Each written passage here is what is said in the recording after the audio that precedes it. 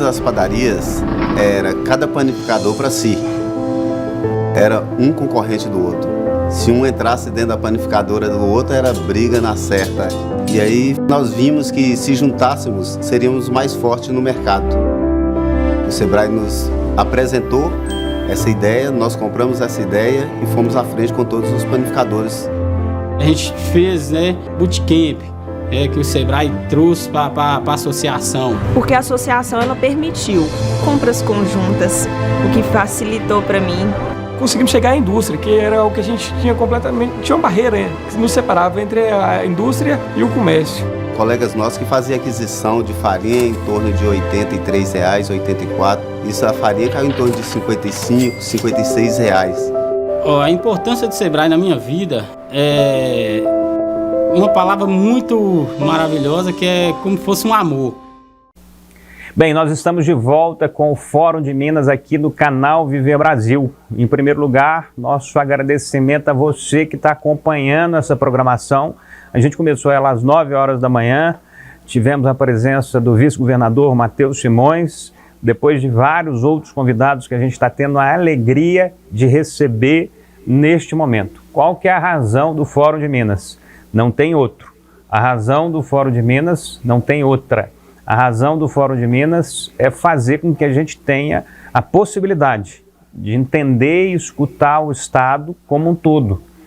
E aí, na impossibilidade de fazer isso com cada um presencialmente em cada cidade, o objetivo é justamente esse, conectar a partir da tecnologia com pessoas, com personagens que fazem a diferença em cada uma dessas regiões.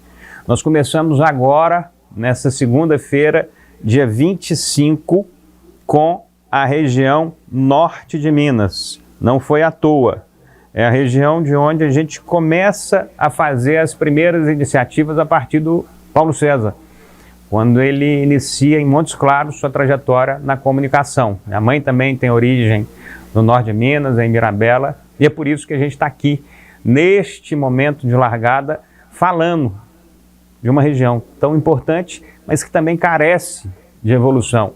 Não é só por sermos de lá, é por entendermos também que é a região que merece o maior volume de atenção. É a região que tem a maior carência de infraestrutura, de avanços sociais, não só o norte diretamente, mas o Vale de Jequitinhonha, que é onde ele está inserido, regionalmente falando.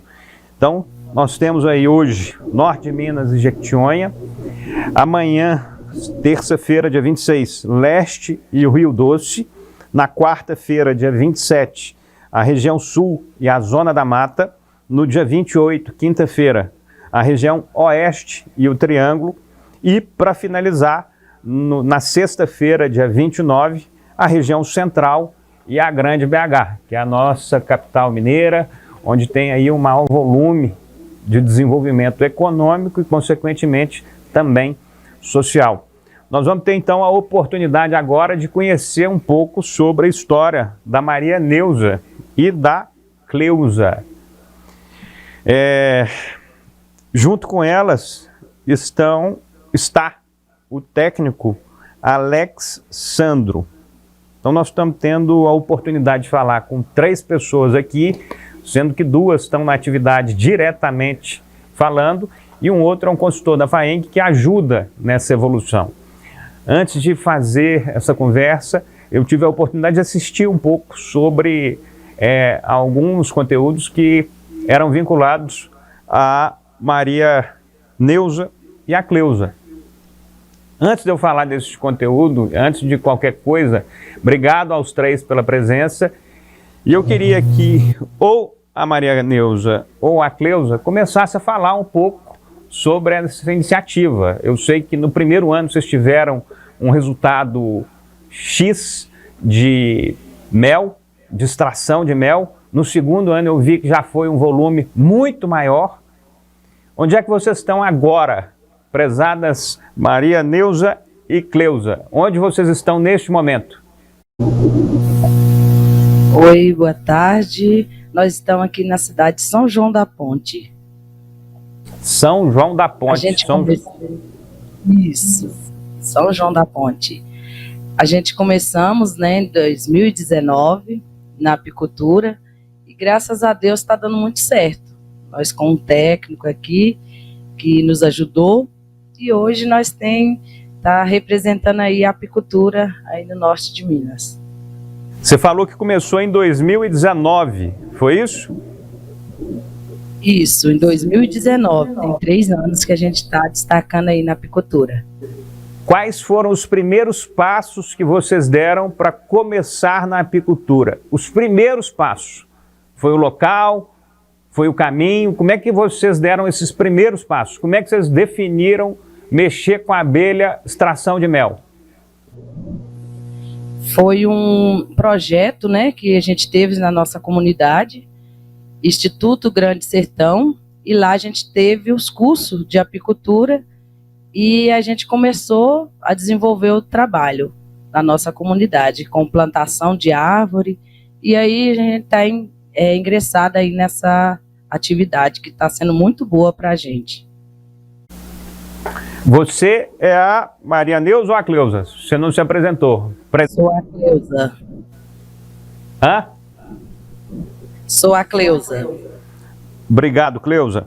Maria Neuza, como é que foram esses primeiros passos, então, no seu ponto de vista? O que está diferenciando a produção que vocês estão fazendo, seja na qualidade, seja pela quantidade, que pelo que eu soube, a cada ano tem crescido? Boa tarde, eu sou a Maria Neuza e para mim foi uma grande oportunidade, porque eu nunca tinha mexido na apicultura e assim que eu comecei a mexer na apicultura, tá com 3 anos, né, que eu ingressei, mas a Cleusa, aí foi para mim foi uma alavancada, né, porque eu nunca tinha mexido com essa, eu nunca pensei na minha vida que eu ia mexer na apicultura. Então hoje para mim está sendo uma oportunidade muito boa para mim estar mexendo na apicultura. Antes da apicultura, o que vocês duas faziam? Eu trabalhava na roça e saía, deslocava do onde é que eu moro numa comunidade chamada João Moreira, ia para o café. Eu trabalhava, ficava 3, 4 meses lá, na colheita de café. Aí com a apicultura, já tem 3 anos que eu não vou mais no café. Então, para mim, foi uma oportunidade muito boa. O que mudou nessa sua vida aí no dia a dia? Você já falou que ao longo do ano você ia 3 a 4 meses para a colheita do café e agora você não vai mais. Você fica 100% dedicada à apicultura. O que mudou na sua vida no dia a dia e na parte financeira também, quando você muda de função e passa a ter uma atividade própria? Vai lá, faz as plantações das árvores, começa a ter seus equipamentos e passa a extrair o mel. O que isso muda no seu dia a dia e na sua realidade financeira? O que mudou é porque eu nunca mais precisei ir, né? E outra que eu estou trabalhando na minha própria comunidade, né? Na minha própria fazenda. E não estou precisando deslocar mais no dia que eu moro para ir para o café. Porque isso era muito ruim. A gente saía, deixava as coisas da gente, quando a gente chegava, estava tudo acabado. E a apicultura, ela veio no momento para nós, foi um momento muito bom para a nossa vida, que aí eu não preciso sair. Então, eu faço os treinos que eu tenho que fazer na minha casa e trabalho na apicultura. E sobre o mel, a gente está dando uma alavancada, né? Está sendo muito bom, a gente está tendo a colheita boa da nossa comunidade. Então, para mim foi uma ótima coisa ter acontecido, ter vindo esse projeto para nós, para não precisar estar saindo da minha comunidade, sair da minha casa para ir trabalhar fora. Então, tudo que eu faço na minha casa, né? Então, foi muito bom para mim. Essa parte aí foi muito boa. Na parte financeira, você está recebendo mais também? Na parte financeira também, né? Porque isso foi para nós, foi muito bom. Porque a gente trabalha, a gente vai trabalhar fora, a gente tem um dinheirinho a mais. Mas só que outras coisas ficam para trás. E nessa não, eu trabalho para mim e produzo para mim, ainda vendo para fora. Então isso foi muito bom para mim. Então a gente está tendo uma oportunidade de trabalhar para a gente mesmo e ter um dinheirinho que nós sabemos que foi nós que trabalhou por aquilo, né? Aí para fora para trabalhar. Então foi muito bom. Está sendo uma renda boa para mim. Está bem mais para fora. Estou te entendendo, Maria Neuza. Em relação a você, meu caro Alexandro, como é que é o trabalho que você desenvolve nestas comunidades? Nós estamos falando agora do Norte de Minas, mas eu sei que a ação é feita no estado como um todo. Como é que é esse desenvolvimento? Como é que vocês identificam possíveis produtores ou vocês são chamados por esses produtores? Como é que é esse fluxo de informações? Então, boa tarde a todos. É um prazer imenso estar participando hoje desse Fórum de Minas, né? Mostrando a realidade do norte de Minas, que muitas vezes foi distorcida por falar que é uma região da pobreza, que é uma região pouco desenvolvida, e hoje nós estamos mostrando ao contrário para o mundo. Hoje aí nós estamos sendo conhecidos como o Vale do Lítio, né? Mostrando aqui que o norte de Minas está em desenvolvimento. E a apicultura é uma dessas cadeias produtivas, né, que vem transformando a vida do produtor rural. Lógico que tem todo um processo por trás do ATIG, né? Para quem não sabe, o ATIG é assistência técnica e gerencial, onde o técnico vai até a propriedade e ele atende por 4 horas o produtor de forma individual. E a gente aplica toda uma metodologia, né, de diagnóstico, né, saber o que o produtor tem disponível, e através da realidade dele nós ajudamos ele a crescer. Como nós estamos escutando aqui o caso da Maria Neuza e da Cleusa, né, que são produtoras da apicultura, que inicialmente, na primeira visita, nós descobrimos que eles tinham um grande potencial de crescer na atividade, e com a assistência técnica do ATIG, né, do Senar, levamos para elas o conhecimento técnico e buscamos, junto com elas, né, a vontade de crescer delas também na atividade. Como elas falaram, né, elas participavam desse êxodo rural, elas saíam da propriedade delas, deixavam tudo fechado e iam buscar um recurso fora da propriedade delas. Hoje, aqui no norte de Minas, são propriedades produtivas que desenvolvem, né, que ajudam a manter a cadeia da apicultura, né? Então, isso mostra o desenvolvimento do norte de Minas na cadeia. E é claro, como você mesmo perguntou aí, nós escolhemos, através das reuniões, né, temos os sindicatos, que são grandes parceiros, né, os sindicatos dos produtores rurais, eles que levantam essa demanda e passam para a coordenação para que desenvolva esse trabalho e aplique toda essa metodologia. Claro.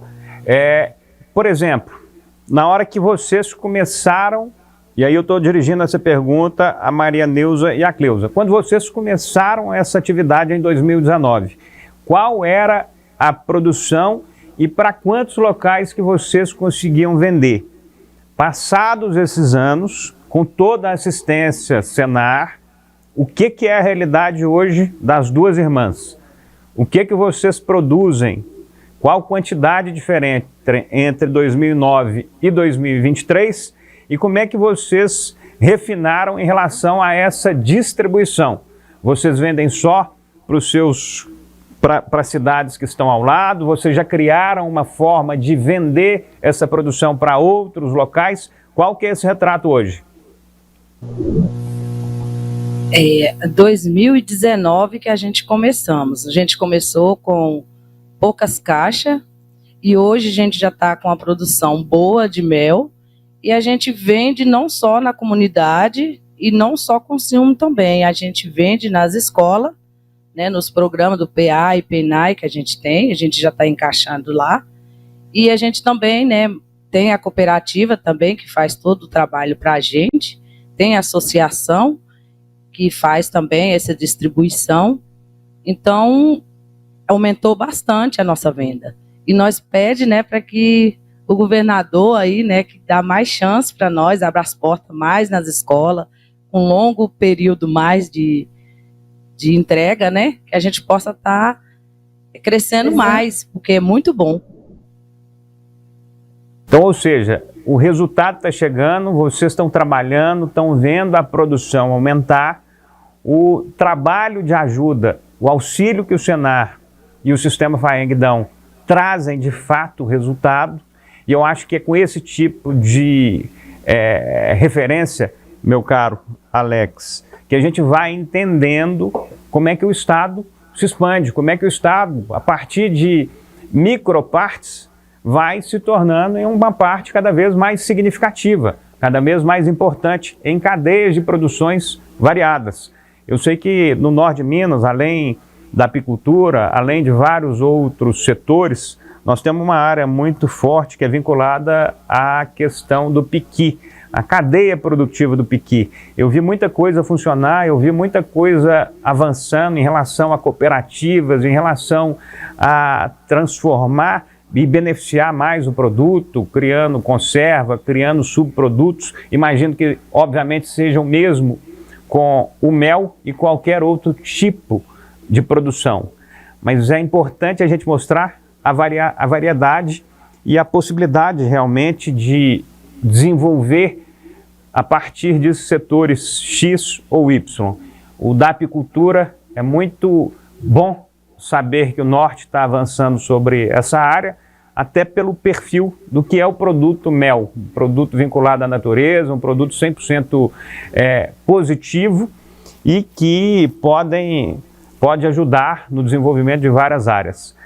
Eu queria agradecer novamente a participação da Maria Neuza e da Cleusa, contando um pouco da história que elas vêm desenvolvendo e trilhando. Agradecer, obviamente, ao Alex Sandro pela participação. A gente vai ter mais alguns minutos aqui até a gente encerrar o nosso Fórum de Minas. Nós vamos ter a participação do Jovenildo Carvalho, que é CEO e cofundador da DroneFi. Ele vai contar um pouco sobre o que isso faz. E aí, Alex, uma dessas situações desses drones, pelo que eu estou entendendo, é fazer o controle de pragas, fazer o controle de áreas a partir dos drones. Então, é uma tecnologia nova, que antes você teria que ter aqueles aviões fazendo descarga de atividades que pudessem frear as pragas, de soluções que pudessem frear as pragas, e agora você tem o auxílio da tecnologia com os drones fazendo isso. Então, muito obrigado, Maria Neuza e Cleusa, parabéns pelo trabalho, obrigado ao Alex Sandro pelo trabalho desenvolvido, e a gente então segue com o nosso Fórum de Minas contando mais um caso, agora vinculado à tecnologia e a startups na região norte de Minas. Então daqui a pouquinho a gente volta e só vamos ver agora mais um case do Sebrae, e a gente volta então falando de inovação no norte de Minas, startups.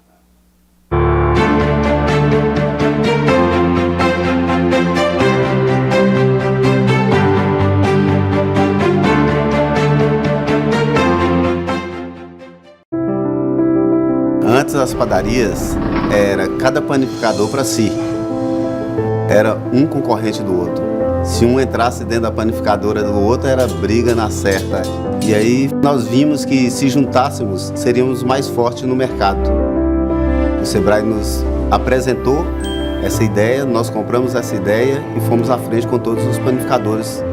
A gente fez, bootcamp, que o Sebrae trouxe para a associação. Porque a associação ela permitiu compras conjuntas, o que facilitou para mim.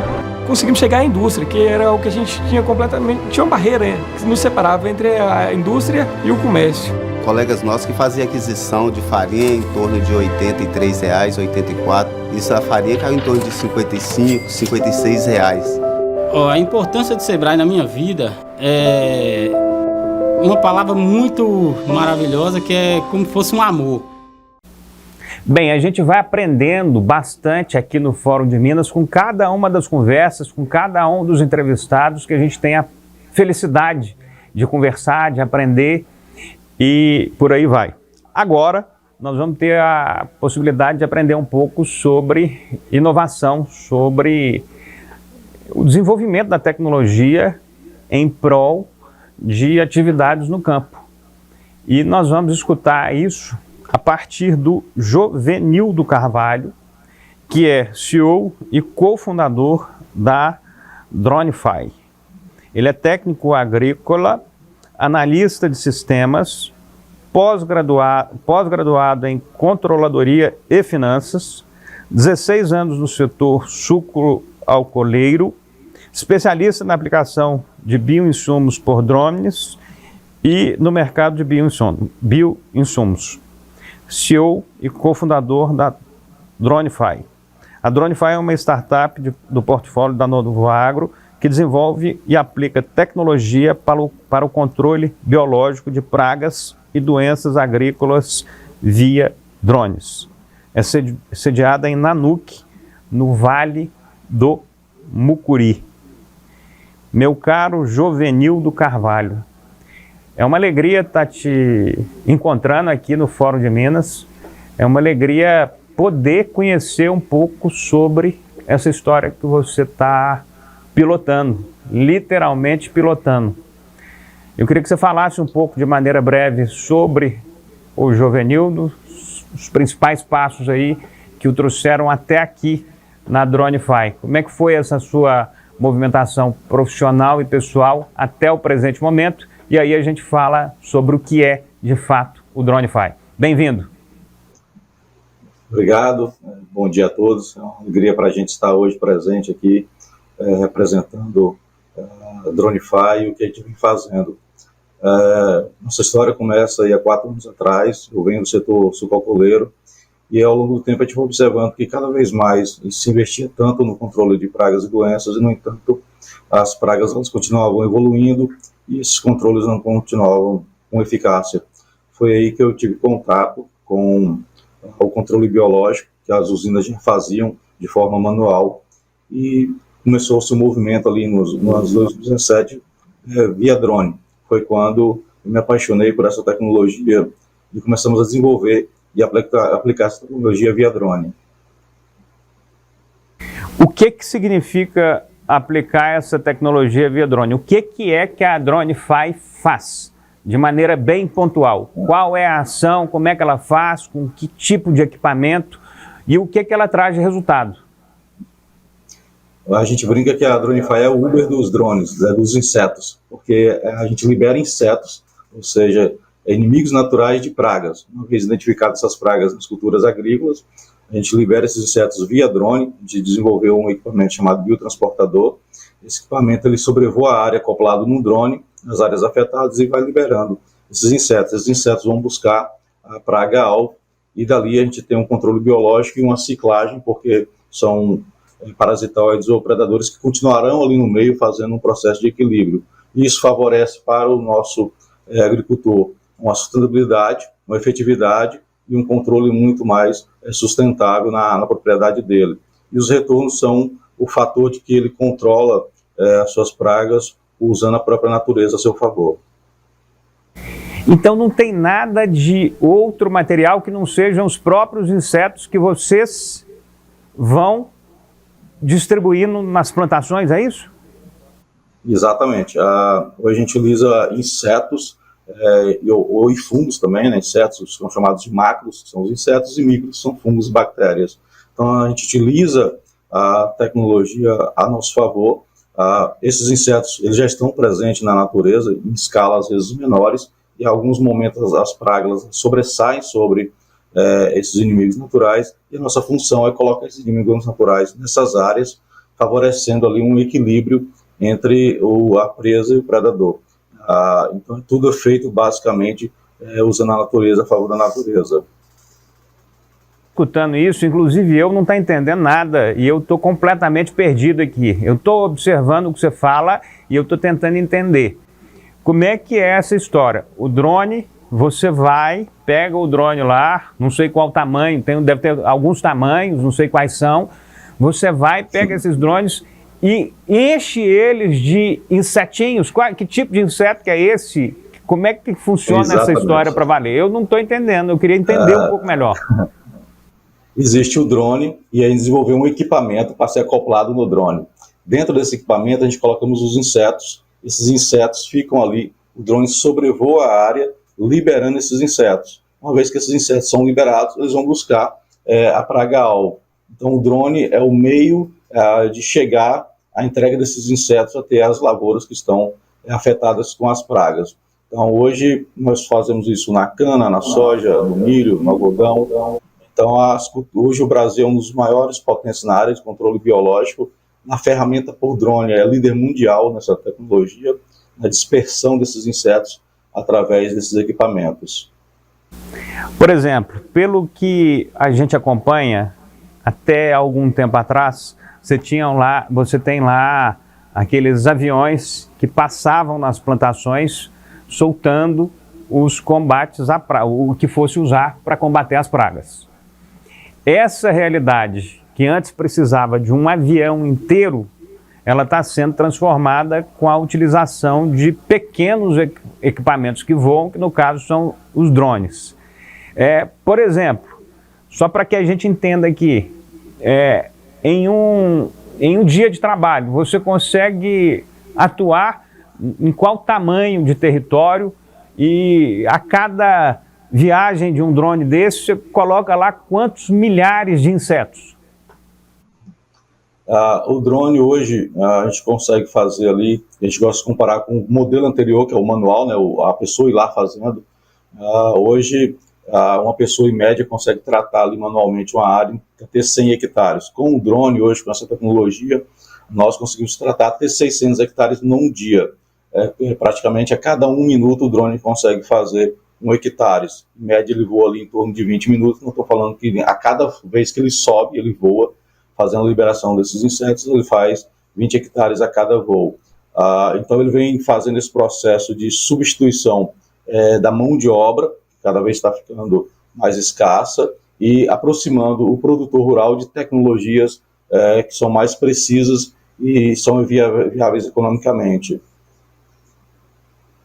Quais são as principais diferenças em relação ao custo? Quando um cara desse que está escutando isso, do norte de Minas ou em qualquer outra área, enxerga uma solução como essa, ou para deixar de fazer manual, ou com outros formatos, o que ele tem que entender em relação a custo? Comparando aos custos atuais com relação à mão de obra, essa tecnologia consegue reduzir até 30% desse custo. E se comparar a otimização, depois fazendo o custo por hectares, a gente consegue perceber que o custo ele reduz até 50% na efetividade. Então, as áreas que têm um difícil acesso, que às vezes o avião não consegue ir, o trator não consegue subir, o drone vem substituindo essas áreas na parte de pulverização e também na parte da liberação de insetos para fazer o controle dessas pragas.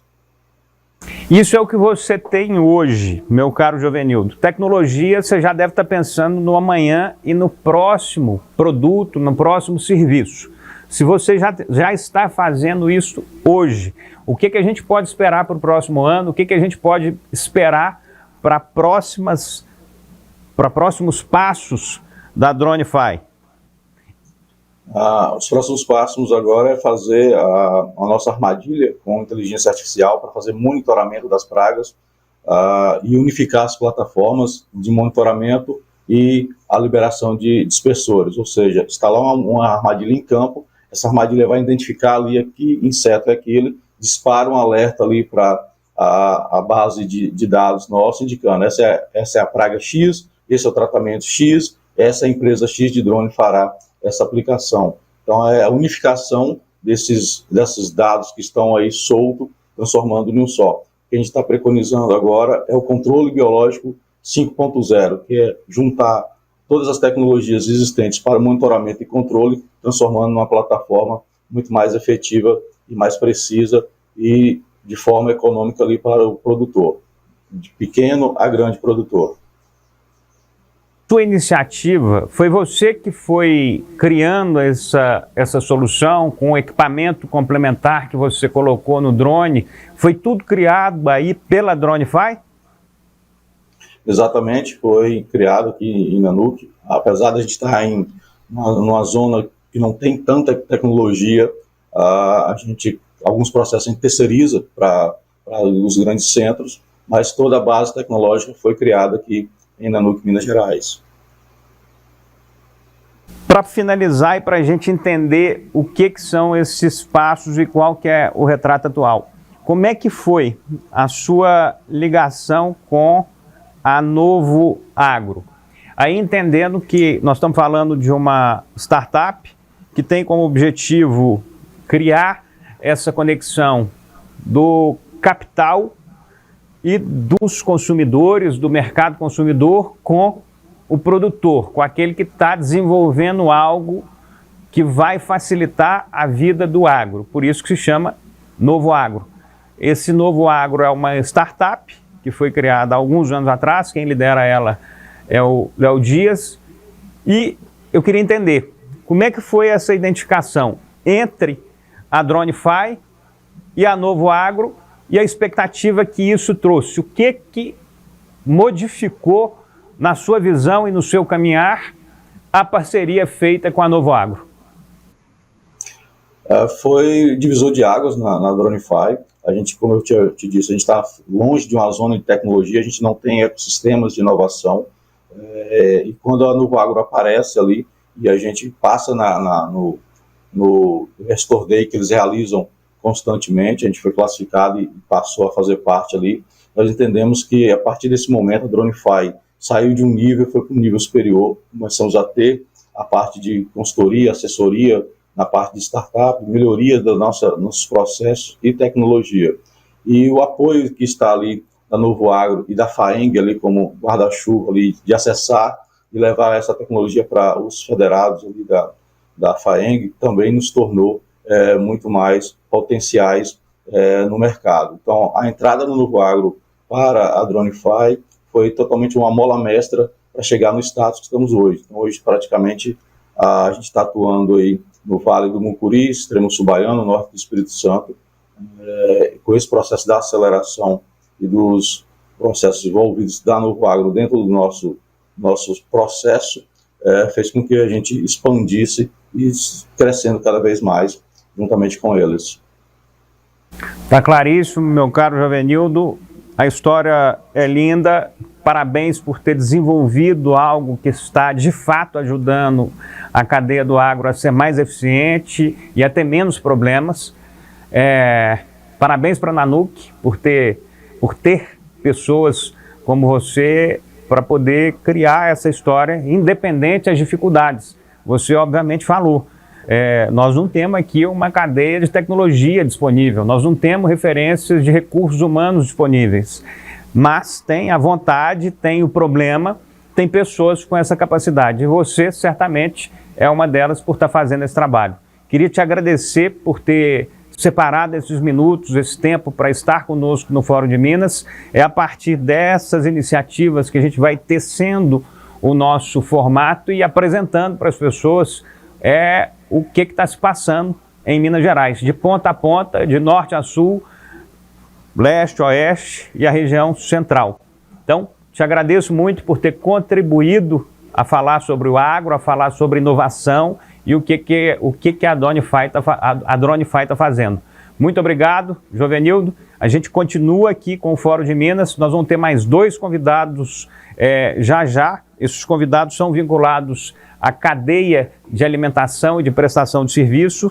É o presidente, na verdade, da Abrazel, na região norte de Minas, proprietário do Bar do Tom, e o Flávio Moraes, que é empresário do Bar Casa da Mãe Joana. Então, a gente assiste mais um vídeo super bacana do Sebrae, mostrando cases de sucesso e de empreendedorismo, e a gente volta, então, em alguns segundos, falando mais sobre o norte de Minas aqui no Fórum de Minas.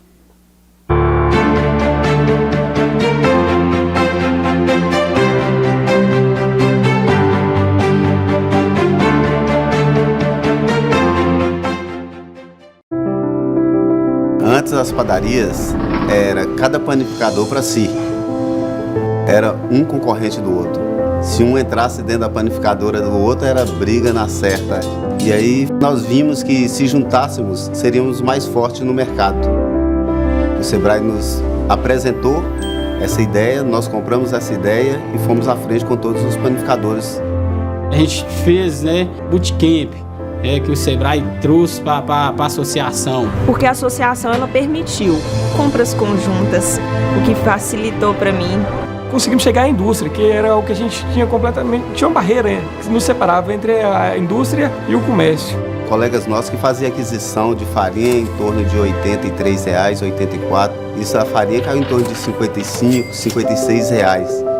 A importância do Sebrae na minha vida é uma palavra muito maravilhosa, que é como se fosse um amor. Nós estamos de volta com o Fórum de Minas, passando aqui diretamente no canal Viver Brasil ao vivo. Belo Horizonte, Betim, Contagem, Nova Lima, Sabará, Juiz de Fora, Governador Valadares, Ipatinga, Uberaba, Uberlândia, a cada uma das novas cidades que passam a receber o sinal via Claro Net nos canais 9 e 527 HD. O nosso muito obrigado e o compromisso da gente estar levando os melhores conteúdos para você. E nesse momento, com o Fórum de Minas, objetivando ter a leitura, a visão de cada uma das regiões que compõem o nosso estado de Minas Gerais. Leste, Oeste, Norte, a Sul e a região central. Então, hoje, nesta segunda-feira, dia 25 de setembro, a gente teve a presença de vários convidados falando sobre Norte de Minas e Jequitinhonha. Amanhã, terça-feira, dia 26, a gente foca no Leste e no Rio Doce. No dia 27, quarta-feira, a gente fala sobre a região Sul e a Zona da Mata. Na quinta-feira, dia 28, a região Oeste e o Triângulo Mineiro. E para finalizar, dia 29, sexta-feira, de 9 da manhã às 13, a região Central e a Grande BH, aqui no canal Viver Brasil, nos canais 9 e 527 HD da Claro Net. Agora, nós vamos ter então a oportunidade de finalizar o nosso Fórum de Minas escutando referências de um setor que certamente é o setor dos mais importantes que a gente tem no nosso país ou no nosso estado. É o setor que mais emprega pessoas espalhadas por aí. Tem empreendedores de tudo quanto é tipo, micro, pequenos, médios, grandes, profissionais que estão começando agora, aquelas redes que são mais atuantes, ou seja, são vários tipos de empreendedores que a gente tem nesta área. E para poder falar, a gente vai ter então dois representantes do Norte de Minas, de Montes Claros. Um é o Toneli Mendes, ele é presidente da Brasel Regional, Norte de Minas, e proprietário do Bar do Tom. Tem 46 anos, formado em mecânica industrial, especialista em controle de qualidade de usinagem. O Bar do Tom foi 3 vezes do concurso Comida de Boteco, 2 vezes vice-campeão, 1 vez terceiro lugar. Teve a receita publicada pela editora Globo, do Comida de Boteco. 2 vezes campeão com o prato de entrada no Comida de Boteco. Eu quero entender como é que é essa história aqui, que eu não entendi não. E o segundo convidado é o Flávio Moraes. Ele é do bar Casa da Mãe Joana. Amante da gastronomia raiz, tem em mente memórias afetivas que levaram a escolher a gastronomia e fazer com carinho e prazer tudo que faz para as pessoas, de maneira geral, para os seus clientes. O nome do bar é em homenagem à mãe dele, principal fonte inspiradora. Foi iniciado em 2019, vinha com força total até chegar a bendita pandemia em março de 2020. Atravessou a pandemia, superou tudo que tinha que superar e construiu a unidade 2. Hoje, só com a segunda unidade, sentindo, obviamente, as dores da pós-pandemia. Vamos ter o prazer de conhecer os dois. Prezado Tonelli, muito obrigado pela presença aqui conosco, parabéns pela conduta aí da Abrazel no norte de Minas. Eu queria que você falasse um pouco, não só como representante do bar do Tom e tendo essa atividade aí intensa nos eventos, no Comida de Boteco, mas qual que é a realidade hoje de Montes Claros, de norte de Minas, em relação a este setor? Esta área já voltou, já está contratando de maneira ativa, ela, enfim, todo mundo já sabe que a pandemia passou, o mercado ele se transformou, muita mudança em prol de delivery, de outros formatos, mas a gente sabe que a economia, via de regra, ela já voltou. Qual que é o cenário que a gente encontra hoje em Montes Claros e região em relação a alimentos e bebidas, a prestação de serviço nesta área? Seja muito bem-vindo, obrigado por estar aqui. Primeiramente, boa tarde, Gustavo. Agradecer pelo convite, né? É um trabalho muito importante que você está fazendo, principalmente na região nossa, no norte de Minas Gerais. O setor hoje, bares e restaurantes, ainda sofre ainda com as consequências da pandemia, sabe? Porque tem muita gente que paga até hoje empréstimo e tudo, e é um setor que cresce muito aqui na cidade, o setor de bares e restaurantes. Tem abrido novos empreendimentos, dando oportunidade para muita gente estar trabalhando, com dificuldade também na mão de obra, como foi citado mais cedo aí com os entrevistados. Mas é um setor que fomenta mais de 5 mil empregos hoje dentro do Montes Claros, você tem uma ideia. O mercado, o setor, ele hoje está contratando e inaugurando novos estabelecimentos, está parado, está voltando para trás. Qual que é o retrato atual em relação à visão da Abrazel no que diz respeito a esta área? O setor, ele está avançando, está contratando, está abrindo mais estabelecimentos? Com certeza. Aqui em Montes Claros hoje, toda semana abre uma casa nova de bares. Só tem a crescer. Está crescendo muito esse setor aqui em bares e gera muitos empregos. Essa sua história também de entrada no mercado de bares e restaurantes, pelo que eu entendi aqui, você começa em 2019 e antes de completar um ano, por exemplo, já vem a pandemia. Como é que é esse retrato do seu negócio especificamente, das suas reinvenções neste período de 2019, pandemia, 2020 intensa, 2021 um pouquinho de refresco e o 2022 a gente de fato já abrindo o mercado como um todo? Conta pra gente esse seu trajeto. Esse trajeto é do Flávio. Eu tenho 15 anos de bar. Eu comecei em 2009. Eu falei aqui, se eu falei Tom, eu falei errado. Flávio, eu quero escutar você com as passagens aí a partir do lançamento em 2019 e das questões da pandemia que te brecaram. Depois você abriu uma casa nova. Conta como é que foi esse caminho. Boa tarde, Gustavo, tudo bem? Gustavo, então, cara, estamos sofrendo ainda, né? Como eu sempre digo, ainda estamos respirando com os aparelhos. Porque o reflexo que sobrou para a gente da pandemia, ele foi muito pesado. Porque no meu ponto, eu tive, né? Eu abri a segunda unidade, então eu peguei vários empréstimos em bancos, né? Para construir. E tudo isso foi feito na pandemia. Essa obra foi feita na pandemia. E as coisas vieram ficando mais brandas no decorrer do tempo. A gente trabalhando meio período, proibido algumas coisas. Eu não entrei na parte de delivery, né? Só que agora, depois que a pandemia acabou, esses esses respaldos vieram, porque mais bares na cidade, apesar de Montes Claros ser uma cidade grande, né? Estamos aí sendo a 5ª maior cidade de Minas Gerais, abriram muitos bares, então as taxas de juros aumentaram, os insumos aumentaram absurdamente, então a nossa margem de lucro caiu muito. Então, no decorrer de tudo isso,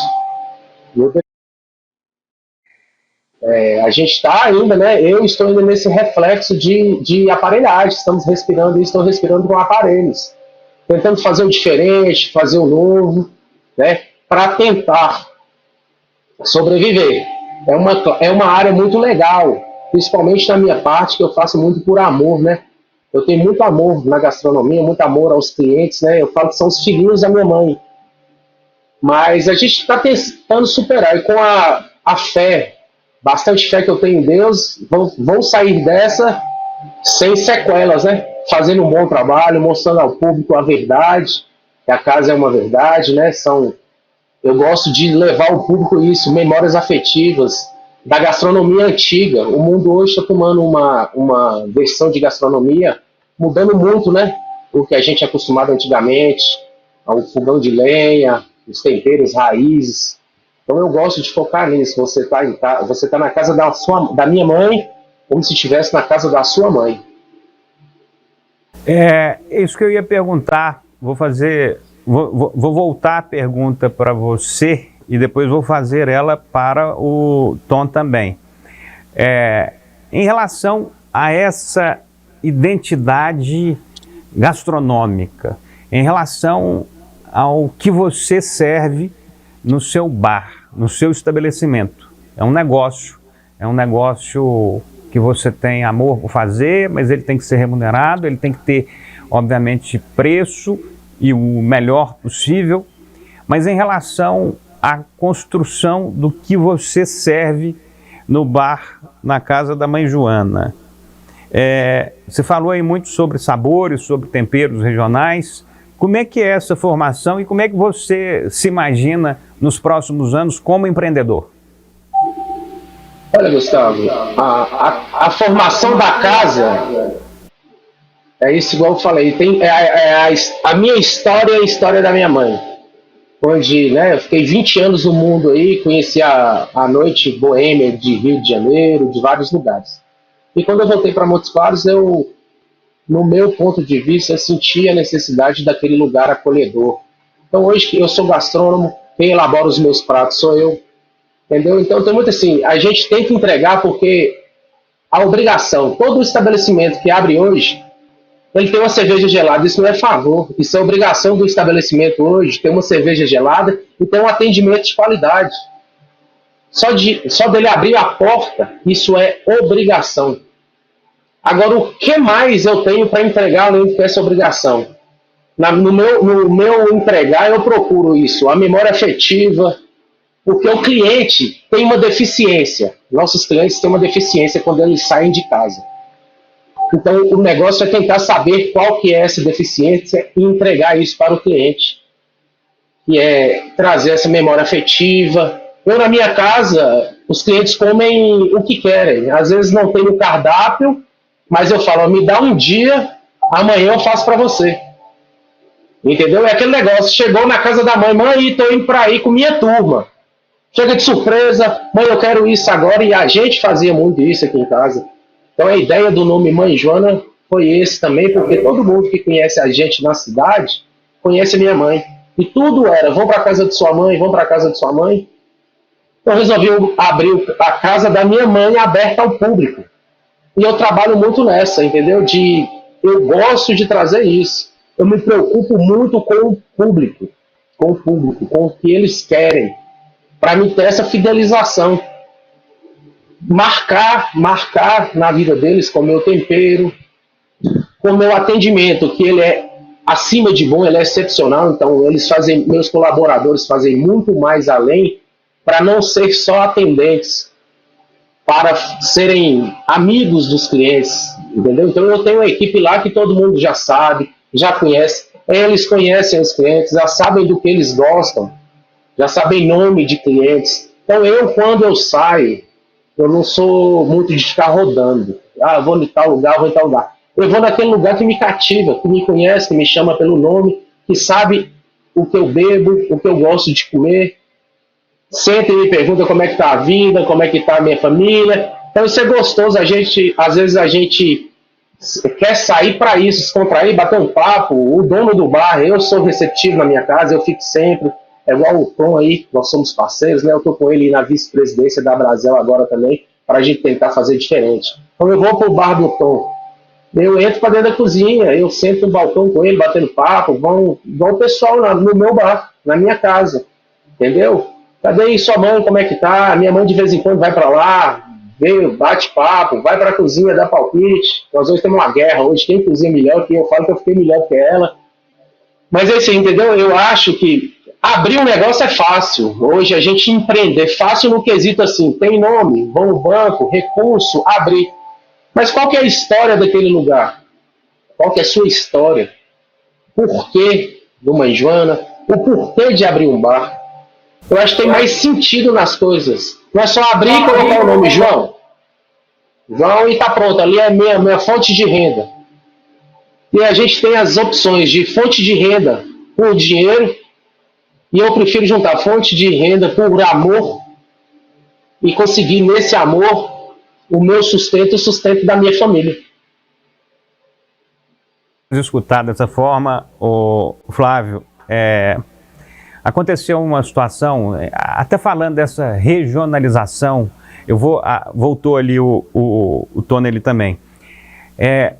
Aconteceu algo em Montes Claros há muitos anos atrás.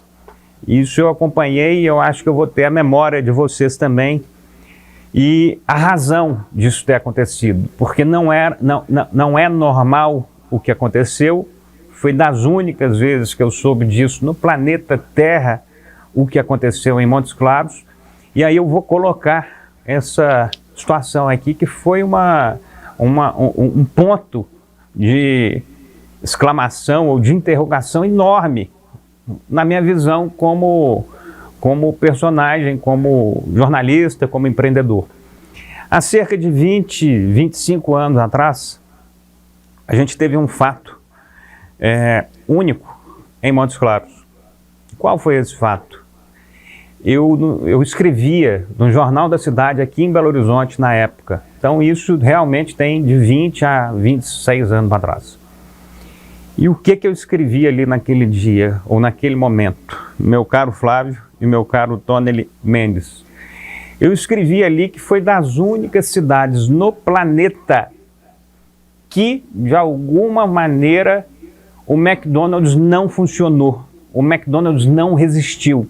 Então, naquele momento, 20, 25 anos atrás, que eu vi o McDonald's se instalar, onde hoje está ali o shopping, eu vi ele lá, eu fui nele lá e soube, eu não vi ele fechado, mas acho que vi também, mas enfim, o fato é que não existe isso como uma história regular de McDonald's. Eles não abrem e fecham uma operação, eles continuam ali, fecharam porque realmente não conseguiram. E aí eu conversei com várias pessoas na época, Comilão, Jacaré, os outros fast foods que tinham aí, e realmente o entendimento é que as pessoas não embarcaram no modelo de conversa do McDonald's, seja do sabor, seja no formato de atendimento. Eu queria que vocês falassem um pouco sobre esse fato inédito que aconteceu a partir de Montes Claros, a partir de uma das marcas mais importantes que a gente tem no planeta Terra, que é o McDonald's, e não conseguiu furar esse obstáculo em Montes Claros. E só foi voltar 10, 15, não sei quantos anos depois. Vocês se lembram disso de maneira muito clara? Então... Então, quer falar primeiro, então? Posso ser? Bom, no meu ponto de vista, tá? Eu acredito que o Montes Clarense estava acostumado com um sanduíche, que você citou o nome aí, né? Aquele sanduíche grande, fartoso, e não era acostumado com um fast food igual o McDonald's. Então acho que por isso emplacou.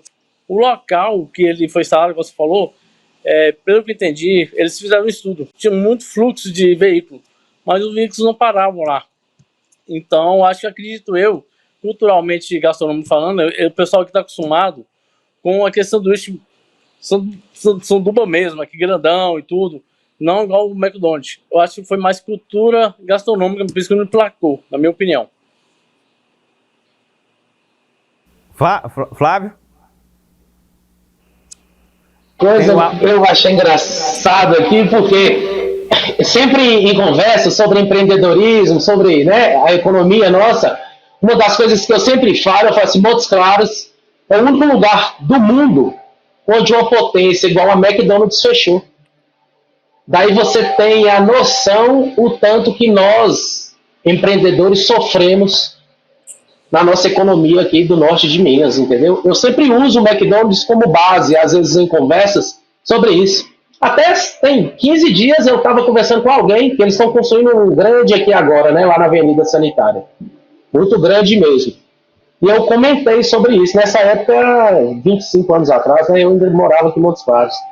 Mas eu falo isso para você ver o tanto que nós, empreendedores no ramo gastronômico, né, a gente sofre na região aqui por falta de muitos incentivos, tem muita coisa que atrapalha a gente conseguir deslanchar, sabe? Então, eu sempre cito que Montes Claros é tão diferente o nosso mercado, a nossa economia, que ela é a única cidade do mundo onde o McDonald's fechou. Mas aí, conversando com alguém esses dias agora, eu não sei, ele me explicou mais ou menos o motivo, alguma coisa sobre o McDonald's sempre se instala e no ponto deles, né? Eles compram o imóvel e tal, e tinha alguma coisa relacionada a isso da pessoa que na época montou o McDonald's. Não me lembro muito bem o que foi o assunto, mas é mais ou menos isso aí, entendeu? O Tom e Flávio, se o Montes Clarense tivesse aderido de fato ao McDonald's, ele estaria funcionando desde sempre. E realmente teve essa barreira aí. Já tem McDonald's de volta, já tem Burger King, está tudo resolvido, vamos seguindo o fluxo. Para finalizar, meu caro Tom, você tem informações sobre a realidade do setor hoje em Montes Claros? Quantos bares que a gente tem, quantos empregos são gerados, qual a expectativa que a gente tem para os próximos tempos? Você tem dados, só para a gente encerrar esse nosso módulo, falando um pouco mais especificamente de números e de realidades da capital do norte de Minas? Gustavo, eu assumi a Brasel tem menos de um mês. Agora nós estamos até contratando uma empresa, Doni Montes, para fazer esses dados para a gente. Mas acredito, em termos de emprego, pelo que eu andei sondando, tem mais de 5 mil. De donos, esposa, filhos, funcionários, mais de 5 mil empregos. Bares, acredito, entre bares, botequim, aqui a mercearia, sabe? Deve ter mais de 1.000, com certeza mais de 1.000 aqui em Montes Claros hoje. Eu acho que um dos maiores geradores de emprego da nossa cidade são os bares e restaurantes. Certamente. Só falando um pouco, Gustavo, só falando um pouco que da gastronomia, nós estamos desenvolvendo agora, o Flávio também é testemunho disso, resgatar a nossa gastronomia raiz, você é de Mirabela, a carne de sol, por exemplo, né? Não trabalhar só o piqui, mas nós temos muito potencial aqui no norte de Minas para ser explorado nos bares, como o buriti, o tamarino, o umbu, coisas da nossa região que tem que ser explorada e valorizada aqui no norte de Minas, né? Transformar Montes Claros num verdadeiro polo gastronômico aqui. Já está sendo feito.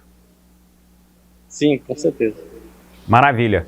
Muito bom. Queria agradecer a presença do Tonely Mendes, presidente da Brasel Regional Norte de Minas e proprietário do Bar do Tom, ao Flávio Moraes, empresário do Bar Casa da Mãe Joana. Muito obrigado aos dois pela presença aqui no nosso Fórum de Minas. Agradeço sinceramente o tempo de cada pessoa que aqui esteve conosco e a gente vai então encerrar o nosso evento dessa segunda-feira, dia 25 de setembro, agradecendo a você, telespectador e telespectadoras e telespectadora que esteve conosco ao longo dessas horas, de 9 da manhã até o presente momento. Agradeço de maneira muito especial ao Sebrae pelo projeto especial que está sendo veiculado durante o Fórum de Minas. Agradeço ao vice-governador Matheus Simões pela presença aqui conosco, a secretária de Estado adjunta do Desenvolvimento Econômico de Minas Gerais, Kathleen Garcia, ao José Nilson, bispo Nilcinho, presidente da AMANS e prefeito de Padre Carvalho, ao prefeito Humberto Soto, de Montes Claros, o agradecimento. Agradecimento também ao prefeito Maurício Almeida, de Januária, que tentou se conectar, mas por algumas razões não conseguiu. Ao Adalto Marques Batista, vice-presidente regional da FIENG, ex-prefeito de Montes Claros também, e meu caro amigo, ao Silvano Tolentino, gestor do grupo Quero Pizza e presidente da Associação Atlética do Banco do Brasil, a ABB, ao Gilmar, técnico ao Gilmar, que é da atividade bovinocultura, mas não conseguiu entrar, a Maria Neuza e a Cleusa, que estiveram conosco da apicultura, e ao técnico Alexandro, ao Jovenildo Carvalho, CEO e cofundador da DroneFi, aos dois últimos convidados nossos que falaram um pouco sobre a realidade do mercado de bares e restaurantes, um dos maiores empregadores que a gente tem na nossa sociedade, e ao Flávio Moraes, empresário então da casa da mãe Joana. Nos próximos dias, entre esta terça-feira e a próxima sexta-feira, dia 29, a gente tem então, amanhã, terça-feira, de 9 às 13, aqui no canal Viver Brasil, a região leste e o Rio Doce. Na quarta-feira, dia 27, a região sul e a Zona da Mata. Na quinta-feira, dia 28, a região oeste e o Triângulo Mineiro. E para finalizar, na sexta-feira, dia 29, a região central e a Grande BH. Então, com esta leitura e com esses direcionamentos, eu agradeço a você, nosso telespectador e telespectadora, por ter acompanhado aqui no canal Viver Brasil a edição do Fórum de Minas 2023, com o objetivo de mostrar de ponta a ponta, de cada parte que forma o nosso estado, qual é a visão e qual é o retrato que a gente pode considerar. Muito obrigado a você, e a gente fica com a programação do canal Viver Brasil a partir de agora. Programa Saúde e Bem-Estar, e amanhã a gente volta com o Fórum de Minas. Muito obrigado a cada um que esteve conosco.